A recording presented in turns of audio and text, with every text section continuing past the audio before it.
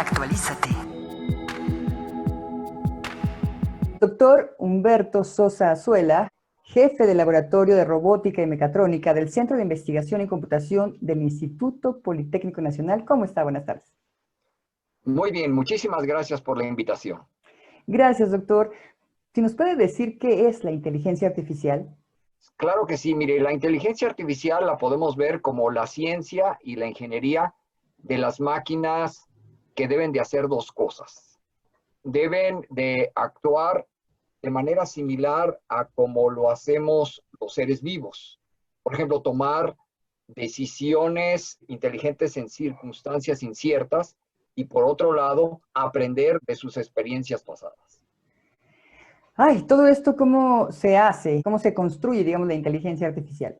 La inteligencia artificial la podemos construir ya sea en una máquina, que sería que un compuesto de elementos mecánicos y electrónicos, que sería, por ejemplo, un robot, o un programa que esté situado dentro de una computadora. Esos serían dos de los elementos básicos. El elemento principal sería el algoritmo, ¿verdad? El programa que ejecuta la acción inteligente que provoca que el robot, por ejemplo, realice una tarea dada. Imagine usted un auto autónomo. Y si este auto me debe de llevar de mi casa a mi trabajo, entonces es ese programa que reside en la computadora y que utiliza todos los sensores del auto, ¿verdad? Para poder ir y detectar los lados, los flancos por donde debe de circular el auto para dar vuelta a la derecha, para dar vuelta a la izquierda, para seguir de derecho, para detenerse cuando vaya a pasar un peatón, para no chocar contra un árbol, etcétera, etcétera, etcétera. Esa es la parte medular de lo que sería una inteligencia artificial sobre un auto autónomo, por ejemplo. Está muy interesante. Aparte del automóvil autónomo, ¿en qué otras áreas vemos a la inteligencia artificial?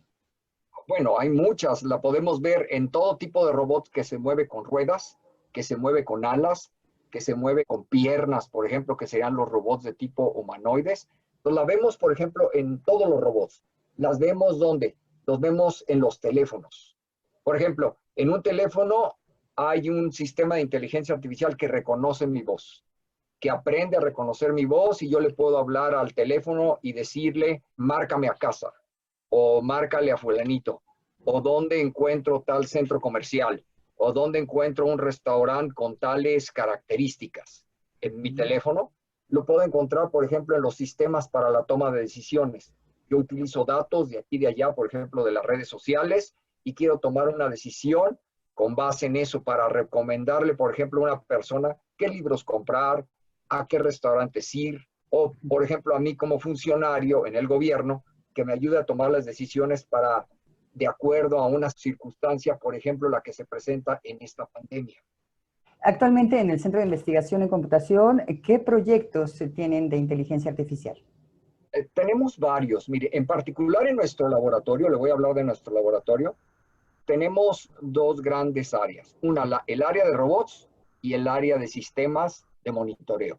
En el área de robots estamos construyendo un robot para la desinfección de zonas en hospitales COVID. Usando arreglos de tubos de luz ultravioleta, el robot se moverá por los corredores de un hospital y entrará a los sanitarios, a los baños y a las habitaciones vacías, encenderá sus luces ultravioletas y desinfectará esa zona en donde se puede encontrar, por ejemplo, contaminada con el coronavirus. Ese es un robot. El otro robot que estamos trabajando en el diseño es uno que inserte la aguja en una vena de una persona y tome la muestra de sangre de ahí. ¿Para qué? Para después posicionarla dentro de un tubo de ensayo, etiquetarla y mandarla al laboratorio para el análisis. El otro será un robot también, ya estamos trabajando en el diseño para su posterior construcción, uno que tome un hisopo, lo inserte en garganta o en la nariz y tome la muestra en el fondo, que también la pueda insertar en el tubo de ensayo y mandarla al laboratorio. ¿Qué buscamos con este tipo de soluciones? Aislar al personal de salud, ¿verdad?, de posibles infectados. Porque ya ve que es muy fácil que el personal de salud se infecte. Entonces es una. En el área de monitoreo tenemos tres diseños. Uno, para exteriores. utilizando cámaras termográficas y cámaras en el visible. La idea es medir temperatura sin contacto, medir si una persona está manteniendo la sana distancia con otra y medir si trae su cubrebocas. Entonces esa información se puede obtener con cámaras, mandarla a una computadora, procesarla y mandar las alarmas correspondientes a que corresponda en un centro comercial, a la entrada de una escuela, a la entrada, por ejemplo, del metro, a la entrada de una oficina bancaria, de una oficina de gobierno. Los otros son otro sistema de monitoreo en el hogar. Sería una careta que dotada de sensores junto con un guante, la persona se la pone cada 4 horas, le mide cuestiones como la temperatura, la frecuencia cardíaca, la frecuencia respiratoria, la manera en que respira. Y entonces, si todos los valores están dentro del promedio, simplemente no se emite ninguna alarma. Pero si hay algo que se salga de rango, se emite la información correspondiente a la nube y a un celular, por ejemplo, para que lo escuche un familiar o el médico tratante. Y algo parecido sería en un hospital. En un hospital, este es un proyecto que tenemos por encargo también, poner sensores alrededor de una cama en donde hay un paciente COVID. Y ahí habrá termómetros, oxímetros y lo demás, y estarán midiendo todas estas variables de las cuales ya hablé de manera continua, emitir las alarmas correspondientes y avisarle, por ejemplo, al médico en la cama 279, hay un paciente que está respirando de esta forma, bla, bla, bla, que su temperatura subió, lo que usted quiera, ¿no? Mandar, por ejemplo, reportes a quien, al personal más cercano, al familiar más cercano, a la enfermera, mantener en comunicación, por ejemplo, al paciente con su familiar o viceversa, a través de una tablet, cosas así. Básicamente, son los proyectos que tenemos. Ay, doctor Humberto Sosa, qué interesante esto que está comentando. Comentaba que es por encargo. Ya actualmente son empresas las que están adquiriendo sus productos, gobierno. ¿Quién está encargando esto? Es más bien por parte de gobierno. Ajá, sería, por ejemplo, tenemos un apoyo por parte de la Secretaría de Relaciones Exteriores. Y con ese apoyo nosotros estamos financiando la parte de sistemas de monitoreo. ¿Por qué? Porque una vez que estén los prototipos, ellos los probarán y entonces nos regresarán el reporte de fallas para generar una nueva solución, la cual se trataría de insertar, por ejemplo, en hospitales. Okay. Y librar precisamente al personal de salud de ir a tomar la temperatura cada rato o de estar insertándole el oxímetro y poniendo en riesgo su vida. Ese es el objetivo. El otro proyecto, por ejemplo, tenemos apoyo por parte del Consejo Nacional de Ciencia y Tecnología. Cuando yo digo por encargo, es precisamente de esa manera. No es que una empresa de manera directa no lo haya solicitado. Lo que esperamos es que precisamente podamos establecer un convenio de colaboración con una empresa para que se armen en serie una vez que estén funcionando. Cabe aclarar que también en este desarrollo están trabajando colegas del Tecnológico de Estudios Superiores de Ecatepec. ¿De dónde? El Tecnológico de Estudios Superiores de Ecatepec. Ecatepec. ¿Y en cuánto tiempo estarán ya estos, pues, terminados, todos estos proyectos que comentan? Depende. Mire, hay unos cuya fecha de entrega, a partir de que se nos entrega el dinero, son 105 días. Esto es un poco más de 3 meses. Hay unos que son, por ejemplo, de 6 meses. Depende de la complejidad. Por ejemplo, un robot de sanitizado, como se dice, ¿verdad? O de desinfección, toma unos 3 meses, ¿verdad? Pero un robot que logre reconocer la vena en una persona con precisión, logre insertar la aguja y extraer la sangre, toma mucho más tiempo, toma aproximadamente 1 año. Entonces, todo depende de la complejidad del proyecto. Y si alguna empresa estuviera interesada, ya sean hospitales privados o de algún otro tipo, estuviera interesada en invertir en esos proyectos, ¿con quién se pueden dirigir? Con un servidor, con Juan Humberto Sosa Azuela, al correo Humberto Sosa, con doble S, S-O-S-S-A, humbertososa@gmail.com. Claro que sí, doctor. ¿De ese correo nada más ese correo? con ese Sí, correo? ese sería mi correo. Tengo uno institucional también, que es hsosa, o sea, hsosa, SOSSA, hsosa, arroba, CIC, de Centro de Investigación en Computación, punto, IPN, de Instituto Politécnico Nacional, punto, MX. También lo damos, ¿no? Pueden ser esos dos correos. Ujú. Finalmente, pues le preguntaría, ahorita actualmente, esto ya tiene muchos años, evidentemente la investigación que ustedes están haciendo de inteligencia artificial, hay mucha gente que todavía no lo entiende, que como dice, pues está en todos lados, se ocupa actualmente. ¿Cree usted que la inteligencia artificial podrá sustituir algún día a los seres humanos? Depende de qué se trate, ¿no? Ujú. Si la tarea es una tarea repetitiva, definitivamente. Si la tarea, por ejemplo, se trata de insertar una tuerca, ¿verdad? Y de darle vuelta para atornillar alguna parte.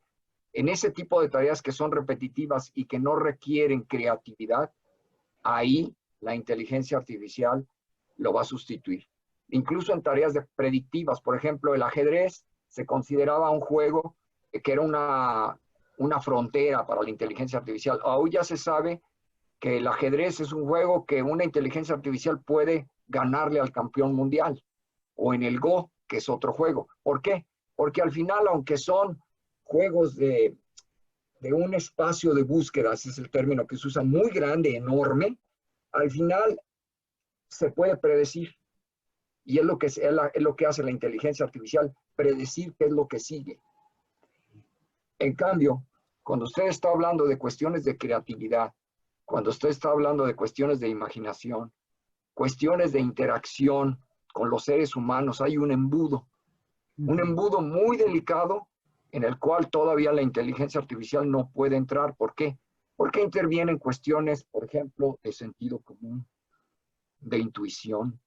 Y ahí esas cuestiones eh, de pensamiento, ¿verdad? Que tienen que ver con el relacionar ideas, no trabajar con números, sino relacionar ideas, todavía no son fácilmente modelables desde un punto de vista matemático. Por lo tanto, podemos decir que en este momento, aquellas tareas que son repetitivas son fácilmente reemplazables por una inteligencia artificial.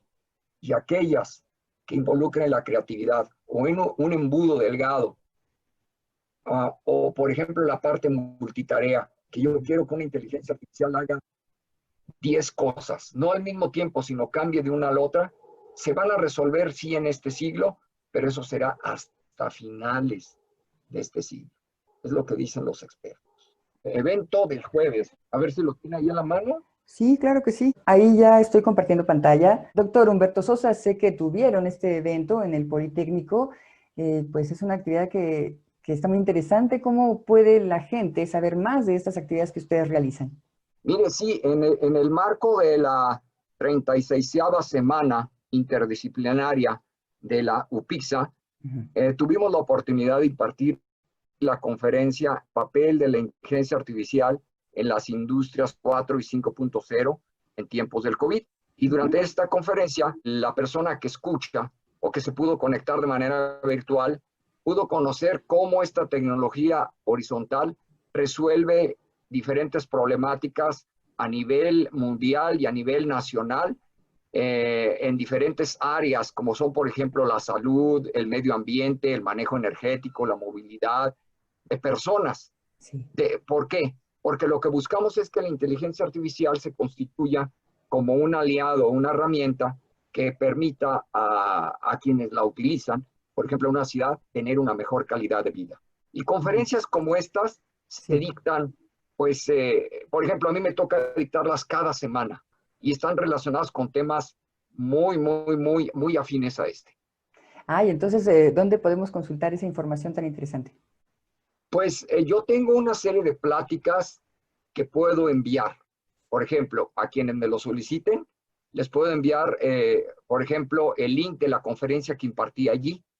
Ajá. Y entonces ahí esa persona puede consultar a su vez los links de todas las noticias que están relacionadas y que están muy actualizadas. Todas son del 2020, que son aplicaciones de la inteligencia artificial a diferentes problemas relacionados principalmente con el área de salud y en particular con esta pandemia. Qué interesante, doctor Humberto Sosa. Si algo más quiere comentar, es muy importante lo que dice para los estudiantes de ingeniería que están estudiando todo esto que ustedes estudian. Si algún mensaje que les quiera dar. Por supuesto, que se preparen, que no importa la carrera que ellos estén llevando, el conocimiento que están adquiriendo es importante porque algún día lo van a utilizar. Número dos, que desarrollen sus capacidades y habilidades. Por ejemplo, tratar de hablar el inglés, de tratar de hablar en público, tratar de expresarse bien de manera escrita.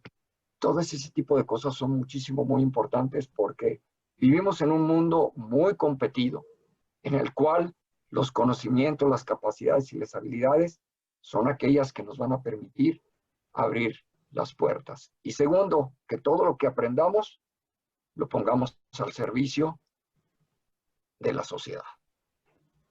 Así es. Muy bien, doctor Humberto Sosa. Pues esperamos esa información que nos quiera compartir. Ya dio usted su correo para que le escriban y también pues constantemente se dé información, que es lo que hace falta, que la gente tengamos esa información para poder tomar mejores decisiones, como dice usted.